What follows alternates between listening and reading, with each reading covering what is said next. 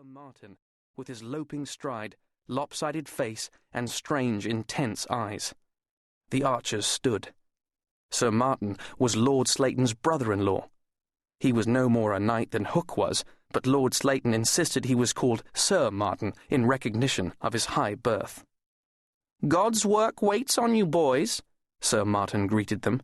"We need a ladder long enough to reach that beam." Sir Martin jerked his head at the sign of the bull. "Sir Edward's bringing the ropes."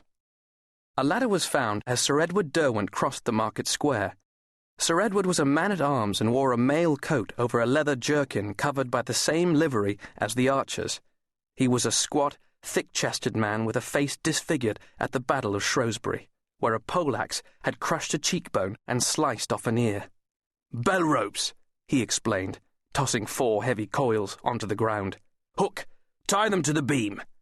Sir Edward commanded Lord Slayton's men-at-arms, and he was as respected as he was feared. When Nick was done, he shinned down the last rope. "Let's get this done and over," Sir Edward said sourly, "and then maybe we can leave this goddamn place." The crowd had been herded into the centre of the marketplace.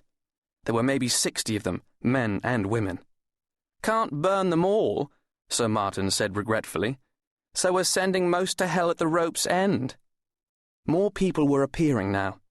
Folk somehow sensed that the greatest moment of danger was over, and so they came to the marketplace, and Sir Martin ordered the archers to let them pass.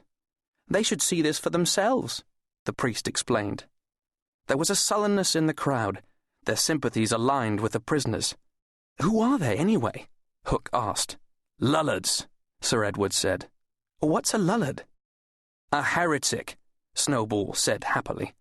"The bastards were supposed to gather here and start a rebellion against our gracious king, but instead they're going to hell." "But what makes them heretics?" Hook asked. "Oh, we are curious today," Sir Martin said sourly. "I'd like to know that too," Michael, Nick's younger brother, said. "Because the church says they're heretics," Sir Martin snapped. "Do you believe, Michael, that when I raise the host, it turns into the most holy and beloved and mystical flesh of our Lord Jesus Christ?" "Yes, Father, of course." "Well, they don't believe that," the priest said. "They believe the bread stays bread. And do you believe that our blessed Father the Pope is God's vicar on earth?" "Yes, Father," Michael said. "Thank Christ for that, or else I'd have to burn you." Hook watched as a man was hoisted onto the barrel and tied to the stake. More firewood was piled around his feet. Ropes had been slung from other signposts about the marketplace, and now soldiers divided the prisoners into groups that were pushed towards the makeshift gallows. "Come on, Hook," Snowball grumbled. "Hoist the old man up. We've got 10 to kill, so let's get the work done." One of the empty handcarts that had brought the firewood was parked beneath the beam, and Hook was needed to lift a man onto the cart's bed. The other 6 prisoners, 4 men and 2 women, waited. One of the women clung to her husband, while the second was on her knees, praying. All 4 prisoners on the cart were men, one of them old enough to be Hook's grandfather. "I forgive you, son," the old man said as Hook twisted the rope around his neck. "You're an archer, aren't you? I was on the hill at Homeldon when I shot a bow for my king. I sent shaft after shaft, boy, deep into the Scots, and God forgive me, but I was good that day." He looked into Hook's eyes. "I was an archer." England, for Hook, was not protected by mounted men in armour, but by archers. By ordinary men who could draw the yew-war bow and send an arrow 200 paces. So Hook looked into the old man's eyes, and he saw himself. "Nothing you can do about it, boy," the man said gently.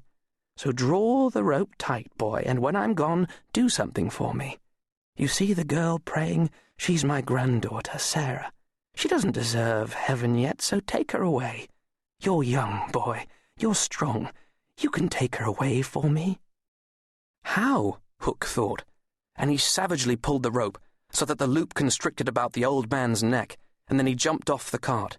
Snowball and Robert Peril, who had tied the other nooses, were already off the cart. "Simple folk, they are," Sir Martin was saying. "But they think they know better than Mother Church. Have no pity for them, because it's God's unbounded mercy we're administering."